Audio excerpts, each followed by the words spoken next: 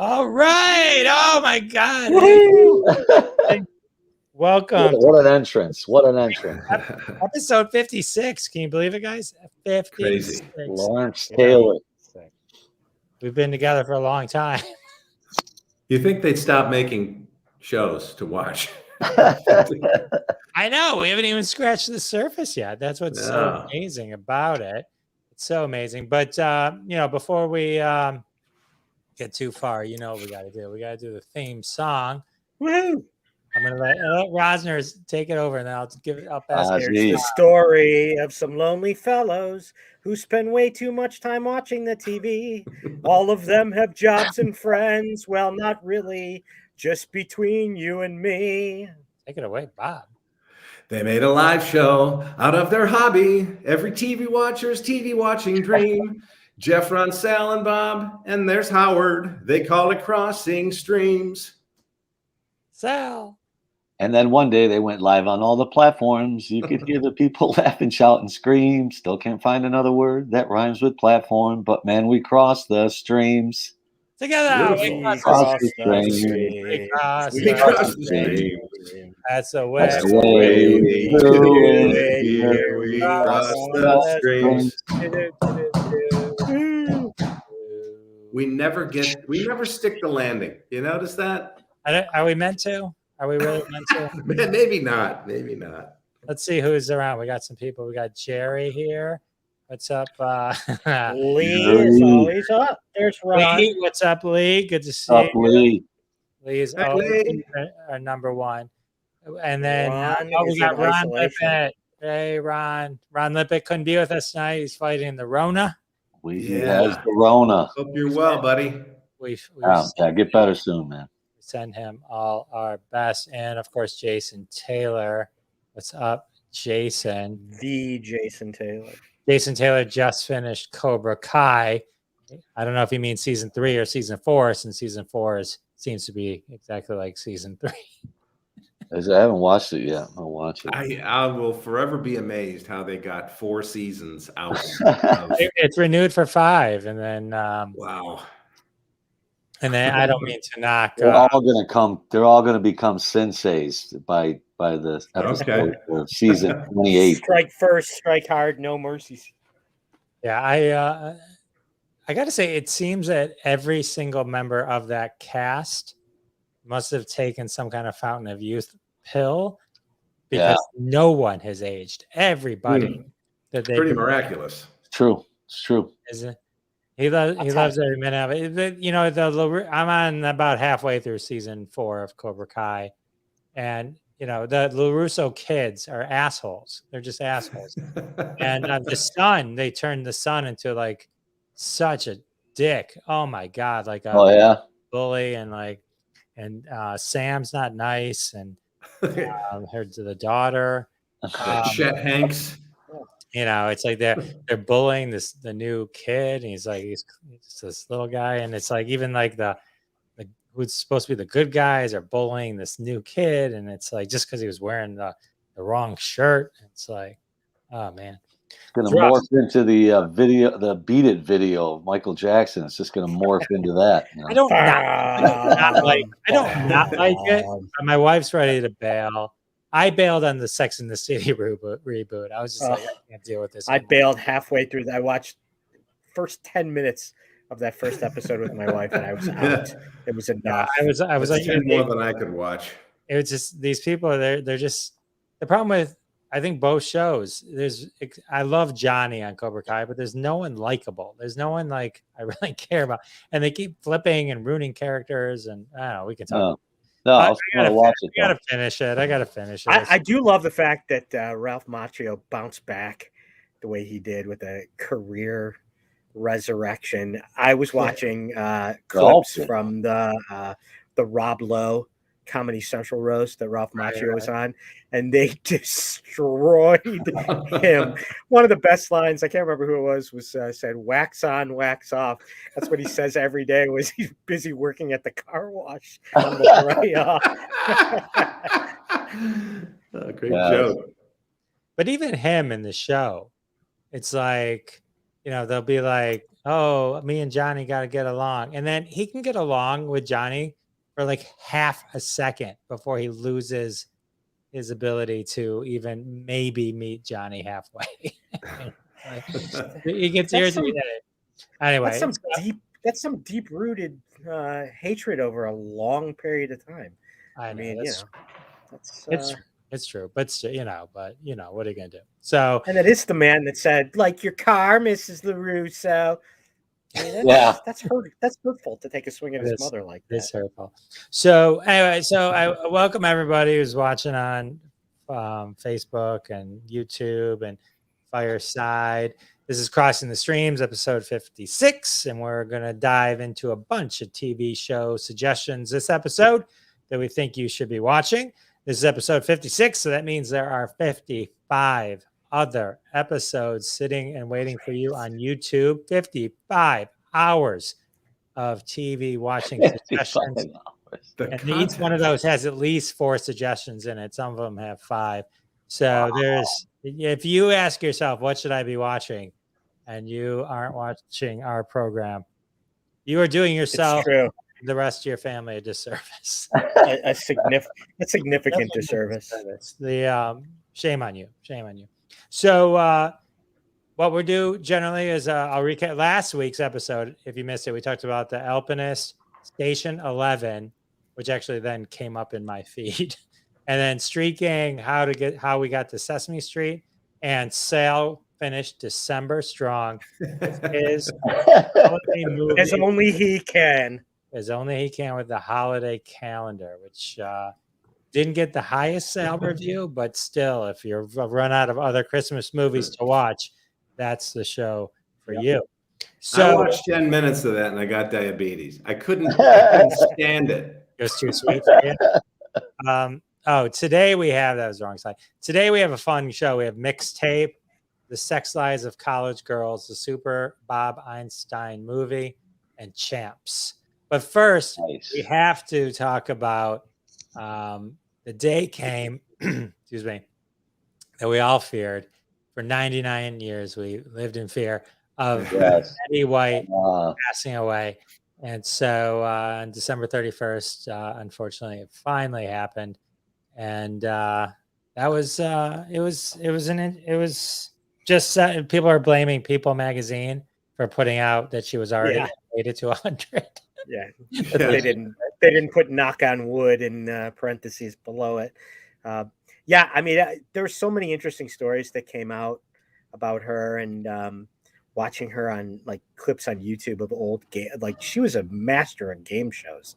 I totally forgot all that from my my youth, seeing her on game shows. And then the other thing, I read this story that she was originally chosen to for the Rue McClanahan part on Golden Girls, because that she had played these hypersexualized characters for so long, and then finally they're like, that we've done, that's been done before, so they switched the role and gave her the role that she had, and it was such a good choice. Yeah. I mean, they're all gone now, right? She was the last.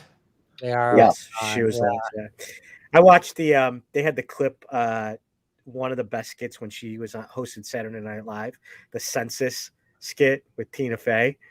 Yeah, I was starting to watch a lot of that, and the MacGruber ones. It's so funny. The MacGruber one's great. The Tina Fey census one is like, how many people live here?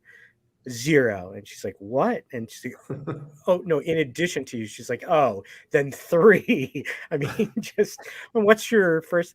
Blarfingay. Blarfingay is your first name. How do you smell? What's your last name? Blarfingay. How do you spell that? Smith. Smith?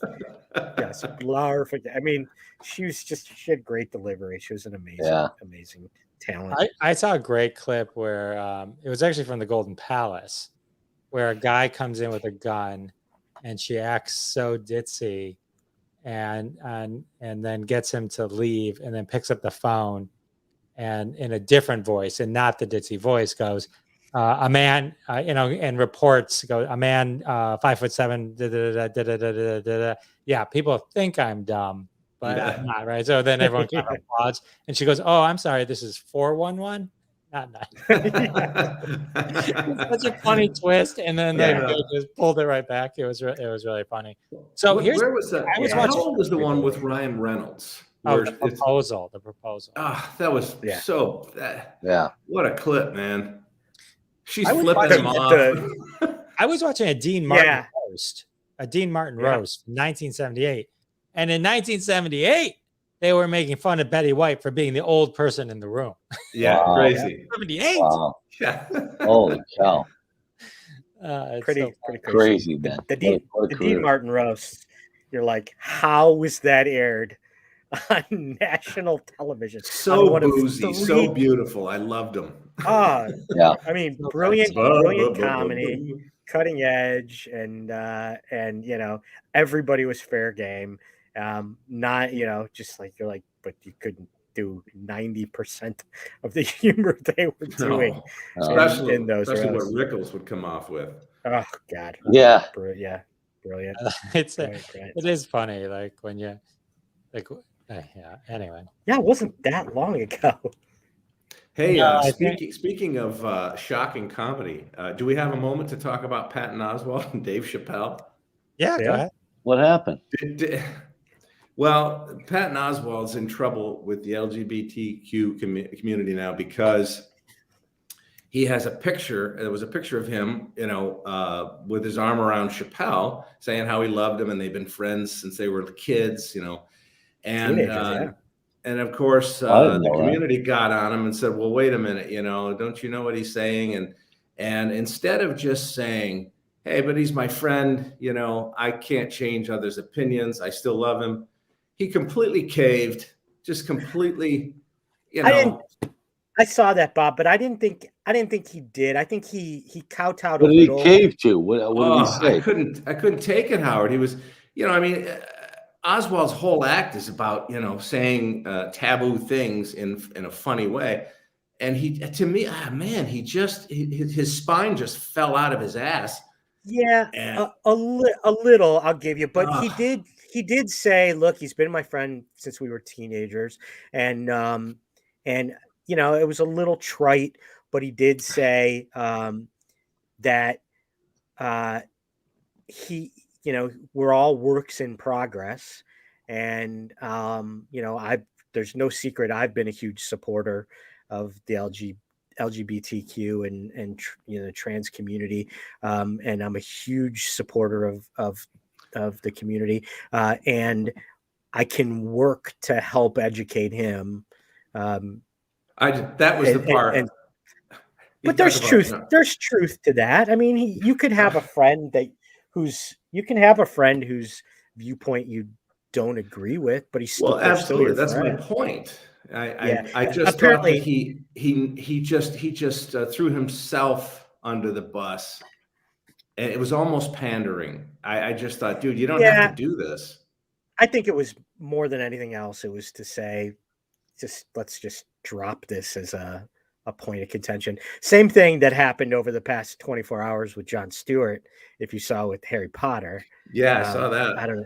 Yeah, that was, and Jon Stewart came out today. He's like, I'm not saying J.K. Rowling was anti-Semitic. I'm not saying anybody that made it was said in jest. There was a little truth to my comment about sometimes you don't even realize some stereotypes are so subconscious the way people do things sometimes. He's like, but it was a joke, people. Chill the F out. So yeah. Hey, no. I did want to bring something. It's a Roz rant. I see it coming. Something that I've noticed the past couple, it's on social media. Sometimes he talks, sometimes he yells, and sometimes I need a stinger. I need a stinger. Roz rant. Everybody keep talking over him so he gets even more ranty. Sorry, Howard. Go ahead. On Instagram. I'll keep going. No, you're not going to stop me. On Instagram, especially, does everybody in their intro on social media need to post their entire resume? And I'm not talking about saying that every other person's profile I read is like engineer, dog mom, mother of 4, Dog child mom. of God, Arbonne Diamond Club salesperson. Like, you have to list everything you've accomplished in your life in your profile intro. Not only that, I see but that. where do these people find the time in the day? Like, who's got do you not sleep? Who's got that much time to be a mother of 4? And not only that, but the way you get the blue check mark on Twitter. Is it that you have to run a fitness blog or a wellness blog? Is that what you have to do to get that check mark? Obviously not, It's Howard. everybody. Like, it's 9 like the obesity epidemic is bigger than ever in this country. Yet every person's profile I come across has a fitness blog on social media. Like, it's just unbelievable. Yeah, I could like every profile and every troll is a person of God. So anyway, I like the rant, Howard. I agree with you. Yes, very good rant though. That is good. Those profiles. Let's channel that energy, Howard, into our show. Sex lives of college girls. We're going to talk about the sex lives of college girls with Howard Rosner on HBO Max. So I'm flipping through the HBO Max app last week, and I'm like, let's see if there's anything good to watch. And it pops up as a recommendation, The Sex Lives of College Girls, and I'm like, great. The HBO Max app is now recommending OnlyFans pages to me. Like, that's just super. That's what I've come to. And then I'm like, well, maybe I should watch. And I'm like, okay, well, no, I'm not even going to flip on it, because that's then when my wife goes to watch, and just like that, it's just going to pop up in the recently watched. I'm like, she's going to see I watched The Sex Lives of College Girls. Like, that's not going to work either. So I didn't. But then over the next couple of days, on the bill, Howard, it just says movie. Yes. If you stop before 10 minutes, you can watch through the squiggle vision, and you don't get charged for it. You just click off. So, but over the next few days after I first saw that, when I was looking at all the end of year lists that people had for best TV shows, it was in a bunch of them as one of the 10 best shows of the year. And then I did a little reading on it, and I realized it was executive produced by Mindy Kaling, who was a major part of the creative process. And, Mindy Kaling obviously heavily involved with Never Have I Ever, a show that we've talked about that I really enjoyed. So I'm like, you know what? I'm going to give the first episode a shot. And I really enjoyed it. It's that Howard Rosner rite de passage theme, coming of age kind of show.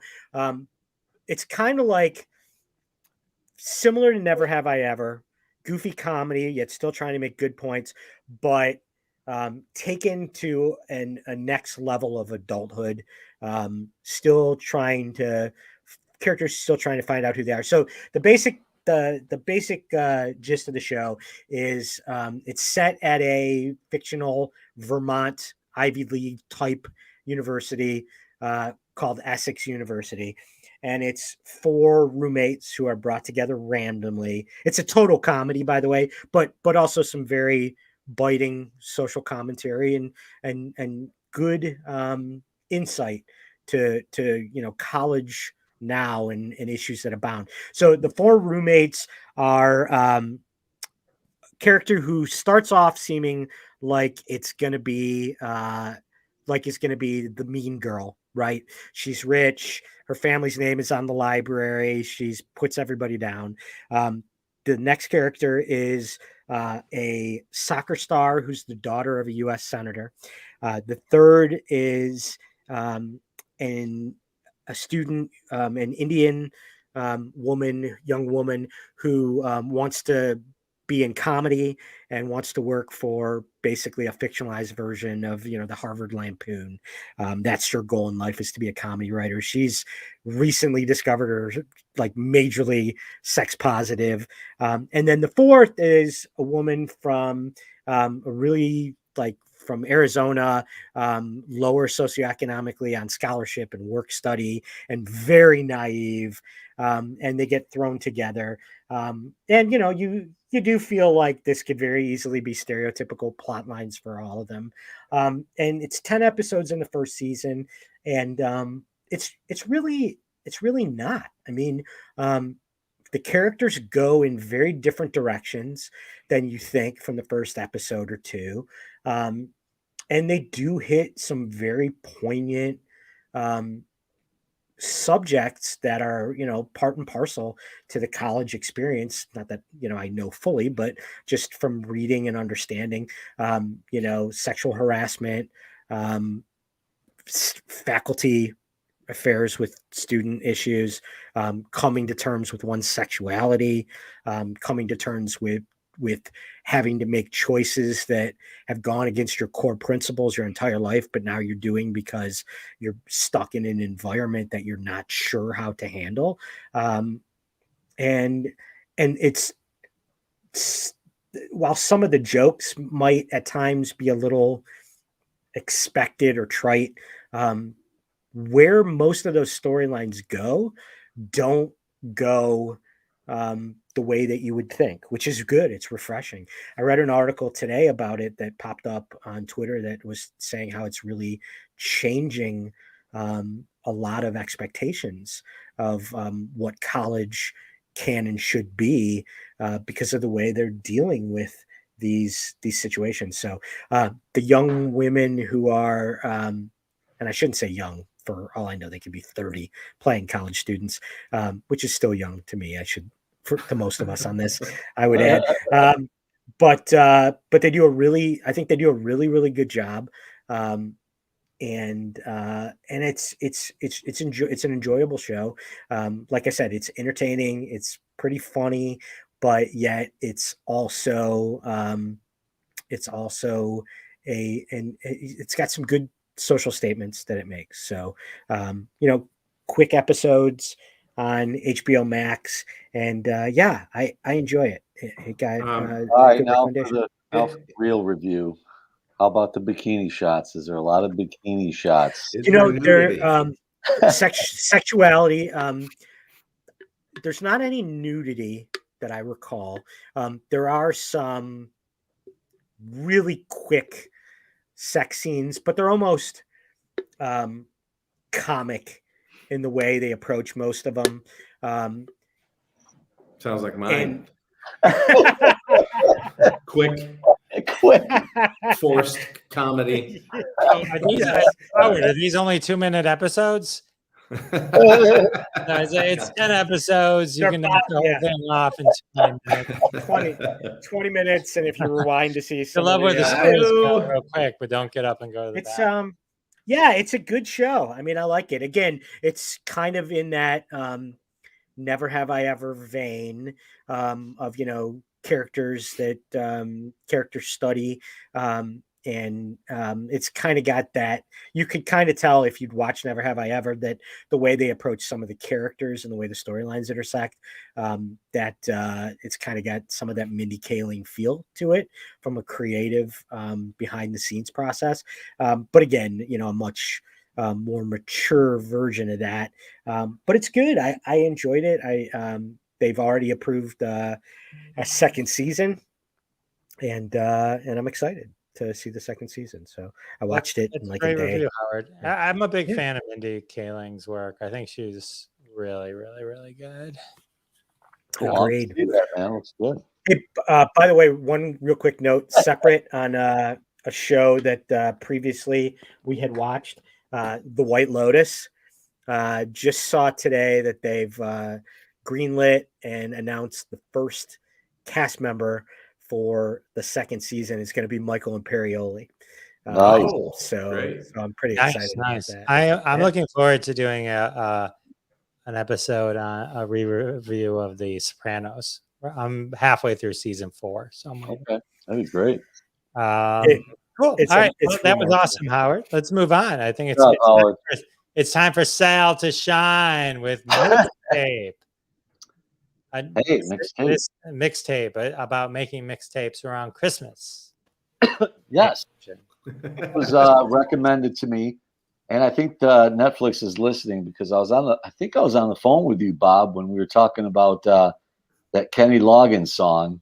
because we couldn't think of what movie that was from. So I don't know. Maybe Netflix is listening to me, and then they threw Mixtape up on front of my face, and I'm like, you know what? I read what it was about. I'm like, I'll see what this is all about. The setting takes place in 1999 in Spokane, Washington. It's the last couple months of the year, so it's that Y2K kind of thing was going around in the news and in people's lives. So if you all remember what that was like, that's kind of where the movie takes place in. It's about this girl named Beverly, who's played by Gemma Brooke Allen. She's a wonderful little actress. She's about 13, 14 years old in this movie. I don't know what she really is, but she's a really good actress just to start things off with. And she plays a girl that lost her mom, and she never really got to know her mom. And her mom is played by Julie Bowen. She's been in a lot of stuff. And she plays her grandmother. She plays her grandmother. I'm sorry. And she looks really young to be a grandmother. What else was she in? Modern Family.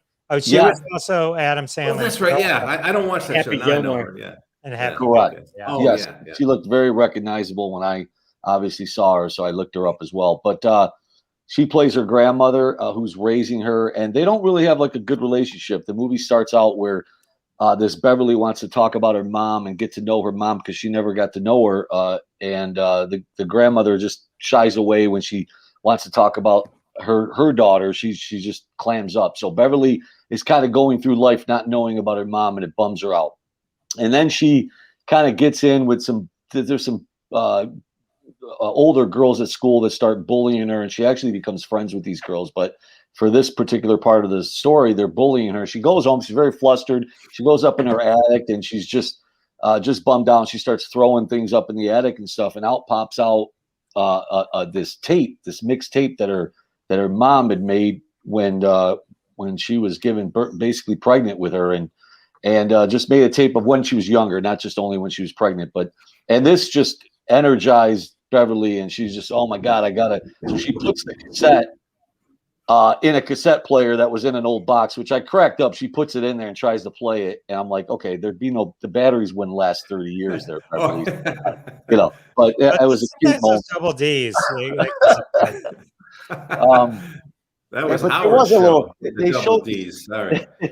They showed the scene. There was a little cord on the end of it, so maybe she plugged it in, but I didn't see her plug it in. But anyway, it gets tangled up like I know we're all old on this panel, but it got tangled up and the tape ruined. But she had the list of the songs. So anyway, not to tell you guys about the whole movie, she kind of wants to know about these songs that are on this tape. So she goes to a record store because it is 1999, and she meets this gentleman named Anton, who's a store owner, and he kind of helps her out by trying to find these songs. Some of them he can't find, and then he puts them on a tape for her. But he did the first song for her, and I got to know what the name of it is. Hang on a second, sorry. But anyway, so she wants to listen to these songs and just get to know the songs because she feels like that she gets to know her mom through that. She found a little diary as well of some of the things her mom was going through and everything. So anyway, that's pretty much the plot of the story. Along the way, she meets these friends I told you about. They start like a garage band, and they kind of learn the songs that are on the mixtape. And just every single song, she just listens to the words. Like she had to do this. She had to get up in one of her classes, and she recites the lyrics to "Surrender" by Cheap Trick. And it's obviously such an old song, even for that time period, that the teacher was kind of impressed that she knew all the lyrics and stuff to that song. It's just a kind of a cute movie, obviously just along the lines of, teenage girls just kind of going through high school and stuff. And she's just getting to know her mom through these tapes and develops a better relationship with her grandmother along the way. And then, so it's a really good felt story about how a grandmother and the granddaughter have to deal with life without the mother anymore. And it's a poignant story in that regard, but you get to know some of these songs along the way. And it's just a really, really cool movie. Great supporting cast with her girlfriends in there. I don't know all their names, but they kind of like almost like a Sandlot movie except with musicians or whatever, with music.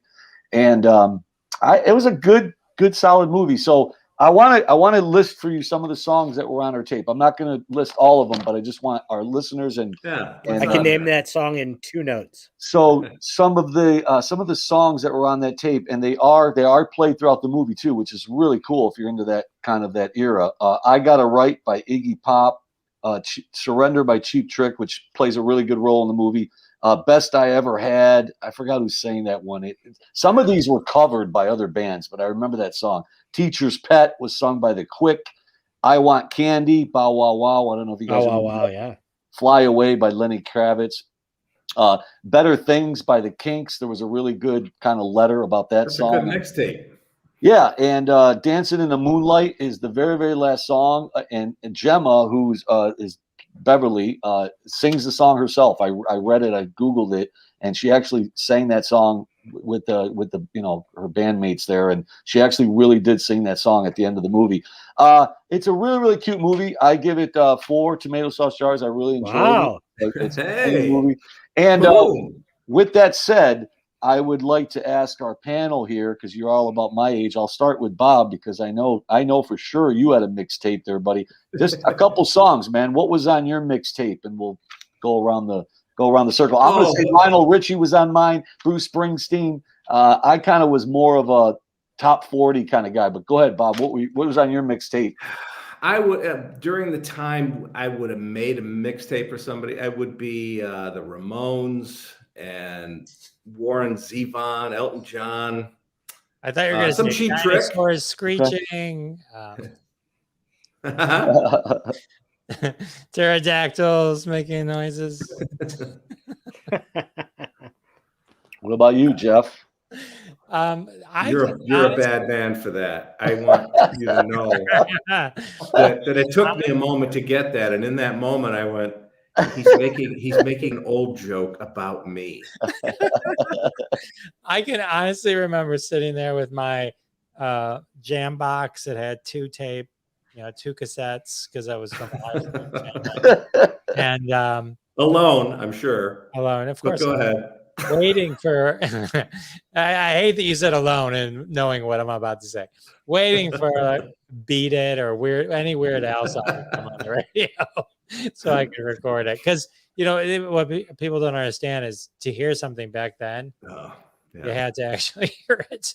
You had to be listening at the time. But what about you? We had Jeff and I had a very close fraternity brother of ours, who unfortunately passed away a few months ago, who was the absolute king of music and mixtapes. And I still have, I have like on Spotify, I have just a general playlist of songs I like that I just add to all the time. That's not, a specific artist or album or something like that. And there's so many songs that I never had, like, I'm just looking at, there's like 3 here, like Solar Sex Panel by Little Village, who is an incredible band. Thing of Beauty by Hot House Flowers. Hold On, I'm Coming, Sam and Dave.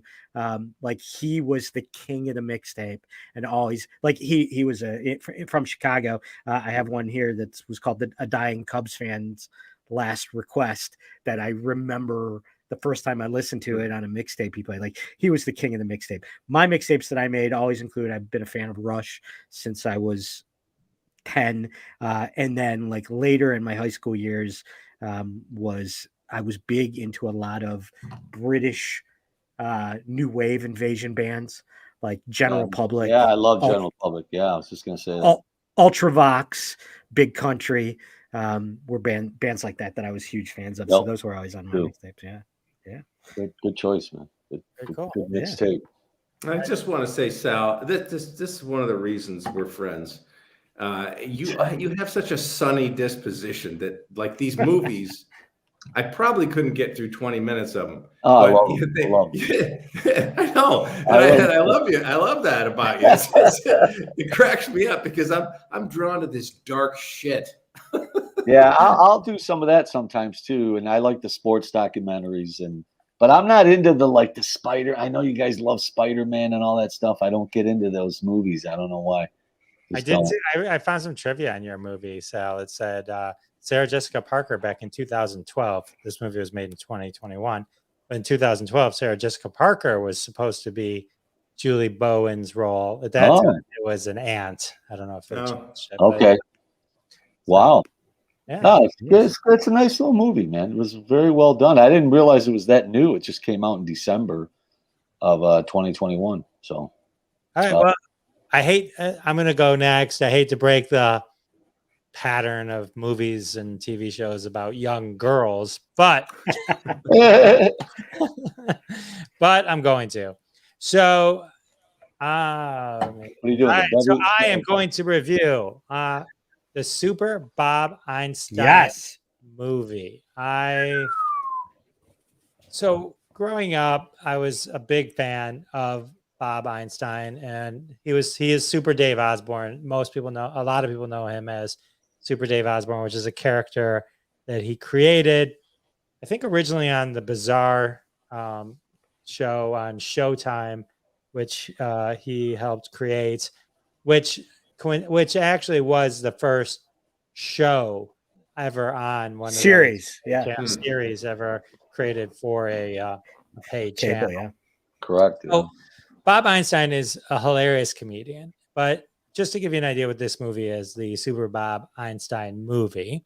Bob Einstein died in 2019, 76 years old, of cancer.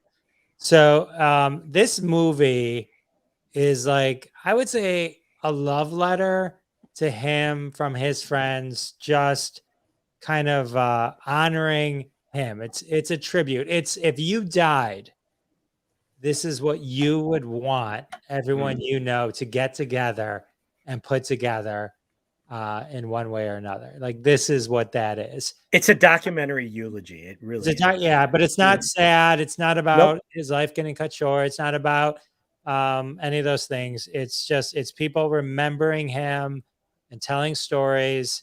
And he's in it a lot too, from footage. And he's great. It was just great. He was so it's really interesting. His entire style, which I love, is very deadpan. He's a deadpan guy who never broke, and he would just maintain the character the entire time, which was the beauty and the hilarity of it. Sarah Silverman kind of described it as, most people have a straight man and a what's it called? What's the opposite of a straight man?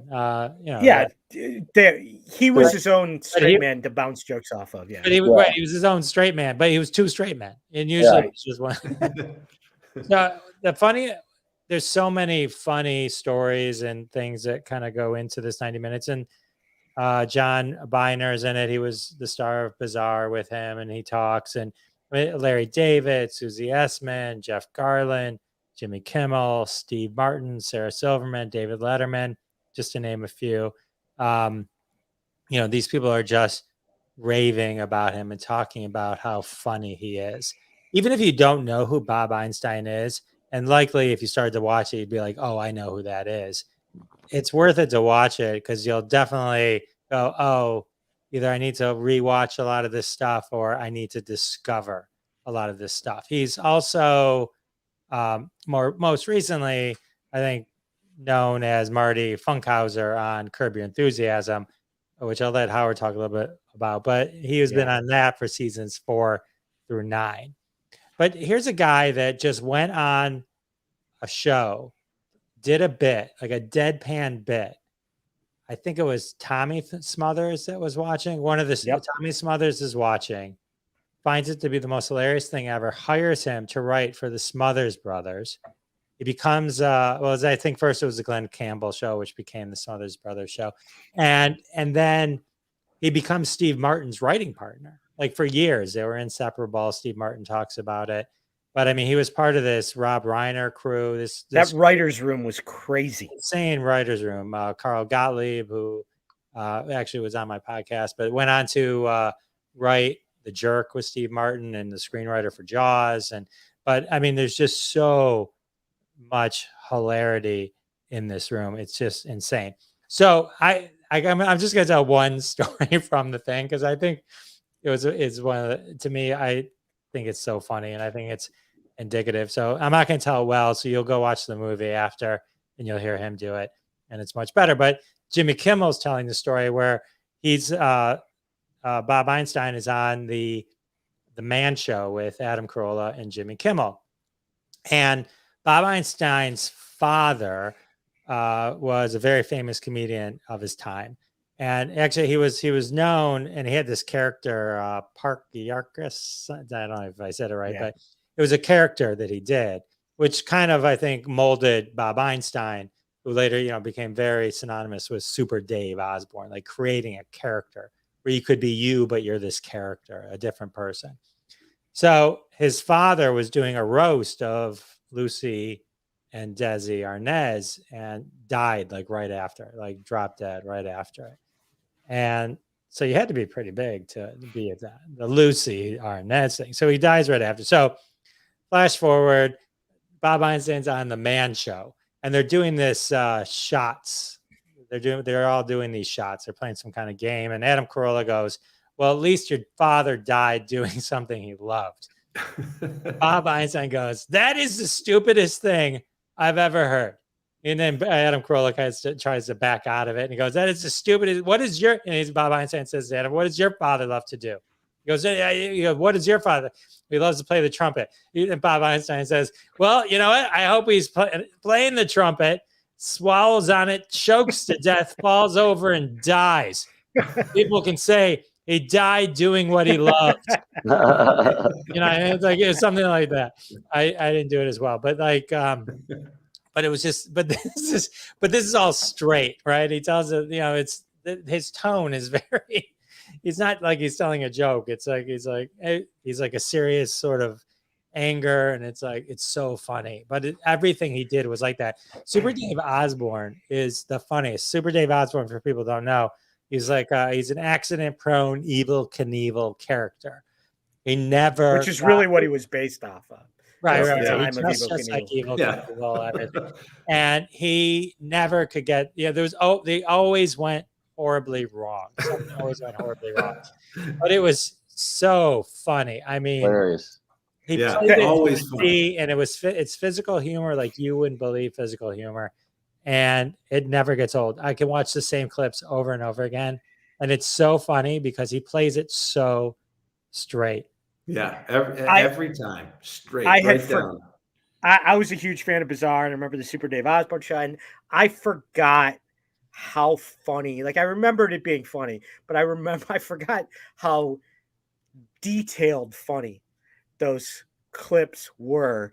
The setup where like they walk through the entire setup like they would with the Evil Knievel, like showing you this thing is going to have 5,000 pounds of torque and like setting it all up, and it's going to go wrong and you can see what's coming.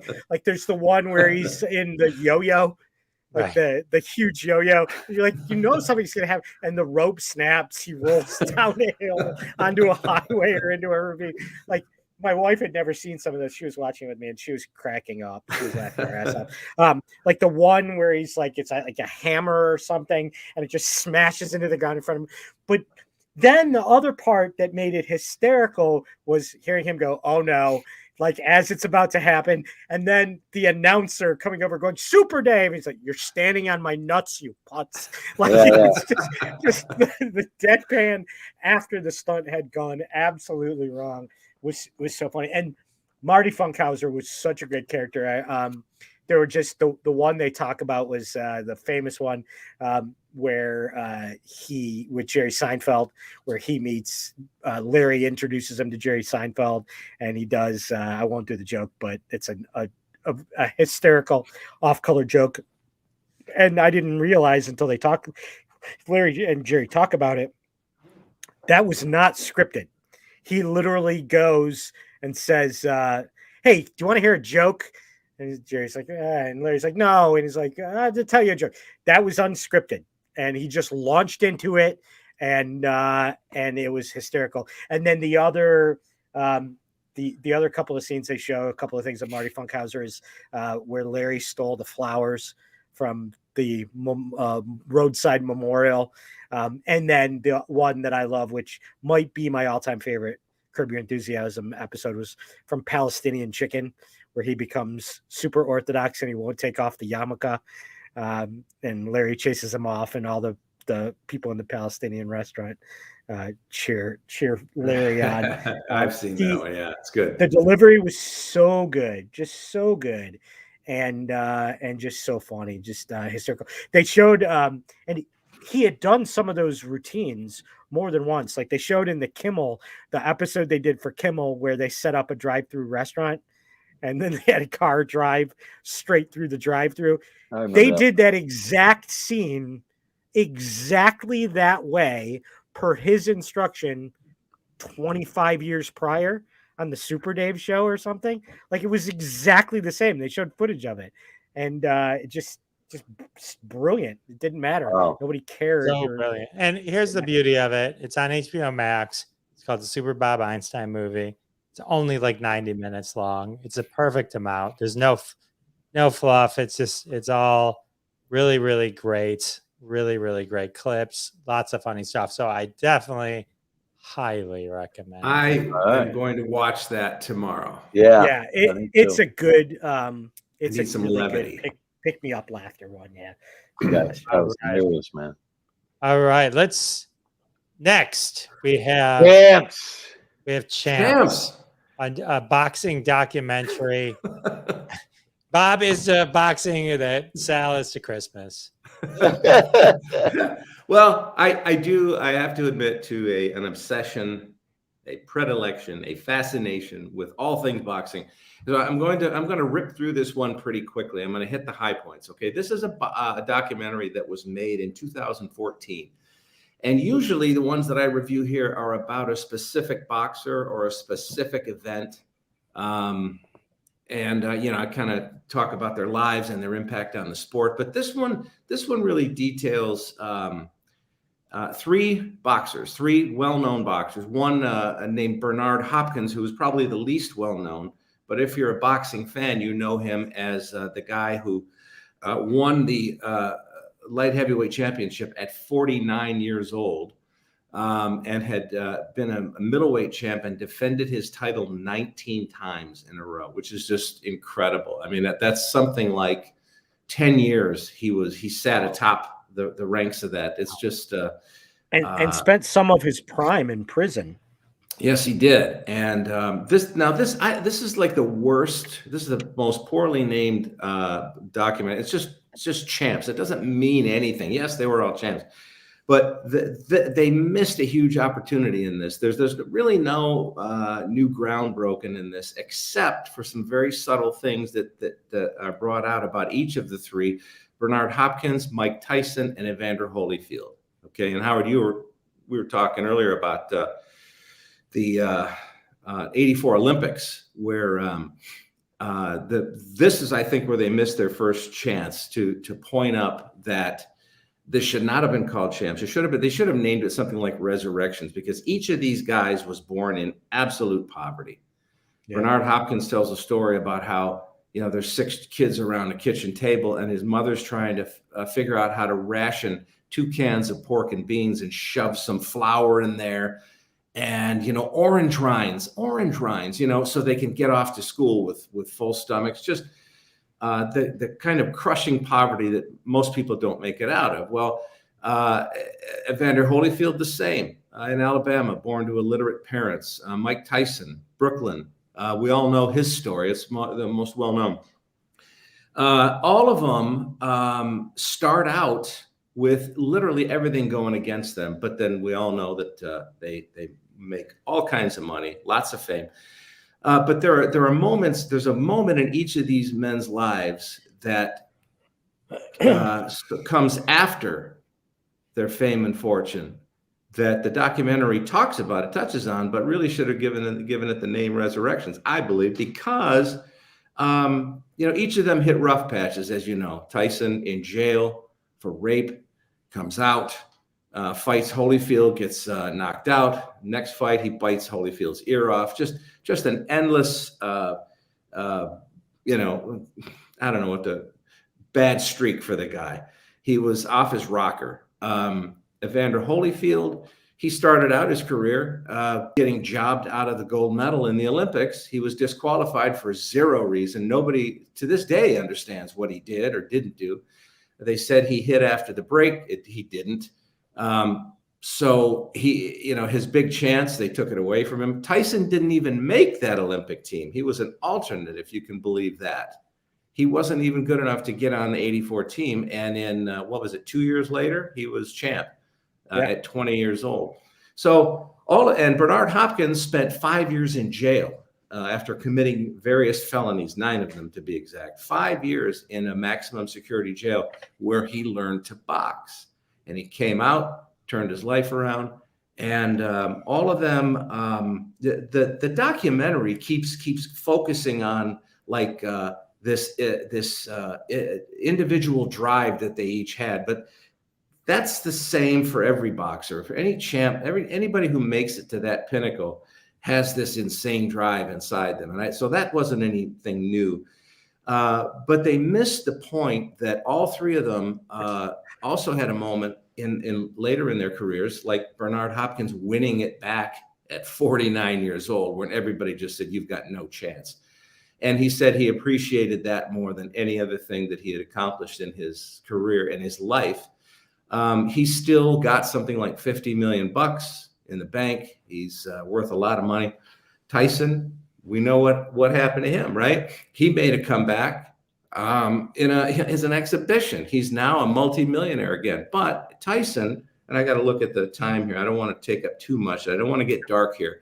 But and I'm going to save Tyson's for last. Evander had his epiphany and his sort of resurrection after losing everything several years ago, after being asked to help with the Syrian refugee crisis. And that's a little known thing about him. He's a devout Christian, really good guy, terrible with money. Oh my God. He made $200 million in the ring and he has nothing. You know, I mean, he's just this shy of a greeter at Caesar's Palace, you know? Wow. But he says he doesn't care. He just doesn't care. He's just, I have leading a very fulfilled life. I have children. I've got a lot of things that are more interesting to me than fighting. Bernard, as I said, hit that 49-year-old championship. And Tyson, this is something I knew a little about it, but I didn't know how it affected him until I watched this. This may be the most poignant scene I've ever seen in any documentary, certainly in a boxing documentary. He chokes up a couple of times and the camera zooms in on him, and he's talking about how he hated himself. He hated the fact that he'd blown all his money and hurt people physically and mentally, let everybody down, on and on and on. Shows him looking out over the skyline of Vegas one night saying, you know, he goes, I look at this view and I think of all the drugs I did and all the women I had sex with and all the time I wasted. He says, I never think of all the fights I had here and all the, you know, the belts I won and the glory. He says, I don't care. And they said, what woke you up? And so this is 2014, and I believe his 4-year-old daughter had died maybe a year prior, and they don't say how. It was an accident in the home, and he and his wife rushed her to the hospital, and she died there. And he was talking about how there were other people in that emergency room. There was 2 others who also lost children. Then it was a horrible situation, and they were coming to comfort him. And he said, in that moment, I realized just what a waste my life was. I had these people who had just experienced these crushing losses coming to tell me they cared about me and the loss and he said, and I'm using his vernacular now. He said, you stupid motherfucker, you had everything. It was all in front of you, all of it. And you didn't realize this was the most important thing. And he tears up. And that was the time where his life turned around. And he started to, you started to see him on, different TV shows and not just, cameos in movies and stuff. And he went on the road with a My Story show. Which was great. Yeah, which it was the good. one man show was so good, extremely entertaining. Yeah. And so I was so moved by that, because if there was any one guy who I never thought would hit a part in his life where he said, oh my God, look what I've done. Look what I haven't done. And I'm right here, right now. I'm going to change things around. And he did. And Holyfield did. Not that Holyfield was out drinking and drugging all the time, but he just had this epiphany about what was really important. He didn't care about the money, just didn't care at all. Hopkins is now helping young fighters not lose all their money. He's, showing them, he's trying to get a union together. He's trying to show them how to lead their life once they, make some money. So it was a real interesting, for me anyway, take on 3 different guys from 3 different parts of the country that had a lot of commonalities, but a lot of differences. And all 3 started out in the worst circumstances, hit some really, unbelievable highs, staggering lows. And then now we're just kind of sailing. They just found peace. I guess that was what's so intriguing to me. Bob, I love when you talk about these shows. I love your passion. I really do. I mean, there's a lot about it. Yeah, it's wonderful. And I love Howard's commentary too, because I know he knows a lot about sports also. Yeah. Anyway, that's awesome. That was really great. Well, thank you. Good job, Bobby. So that's it. That's the end of episode 56. I can't believe it. How did 56 episodes? Jerry pointing out, we right near the end of the show there in our comments section had our first ever stripper bot make an appearance. Look at that. Don't forget to check out loveface.xyz without clothes. Wow. Sex Lives of College Girls.com Detroit for 10% off. So I've been doing my I've had some ads on my show now, and I did some ad reads, and it's kind of funny. By the way, did you know that Jeff has a podcast other than this show? I did not know that. No funnier. Never heard of it. One of my top 5 all-time favorite YouTube clips was the Bill Burr live read for his podcast for Sherry's Berries. Have you ever heard that? No. Google that. Go YouTube that. Sherry's Berries. I will. He was doing a live read for Sherry's Berries around like Valentine's Day, and could not keep a straight face, was losing it, and like at one point in time he's like, what the fuck are we doing here? And just in that thick Boston accent, it is a hysterical clip. Jeff and you guys with doing the podcast, YouTube that immediately. Sherry's Berries. I will. I'm gonna find it right now. Check out all our podcasts, the Sal and Bob Show, and of course, live from Detroit, the Jeff Dwoskin Show. Great podcast, found wherever podcasts can be found. And of course, you can find us all here every Wednesday, 9:30 p.m. Eastern Time. Bob, say goodnight.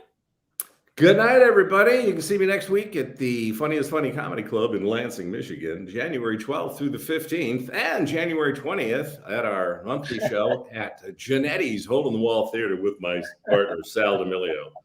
La, la, la. Say goodnight, Sal. Well, good night, everybody. You can check me out this weekend, actually, in Bay City at the Theater of Bay City up there, the Dow Event Center on Friday, January 14th.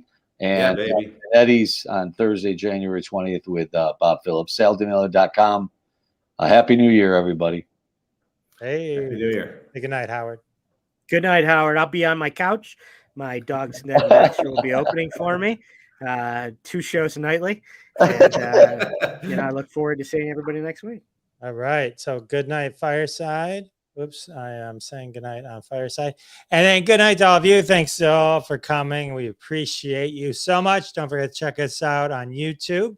We now have 56 hours, and we'll see you next time. And that has been another episode of Crossing the Streams. Join us every Wednesday at 9:30 p.m. Eastern Time, live on Facebook and YouTube. Follow the Jeff Dwoskin Show on YouTube to be alerted every time we go live with your hosts, Jeff Dwoskin, Ron Lippett, Howard Rosner, Bob Phillips, Sal D'Amelio. We're all in the socials. Follow us. Listen to our podcasts. Live from Detroit, The Jeff Dwoskin Show, The Sal and Bob Show. Check them all out. And we'll see you next week and every week when we cross more streams right here. See you.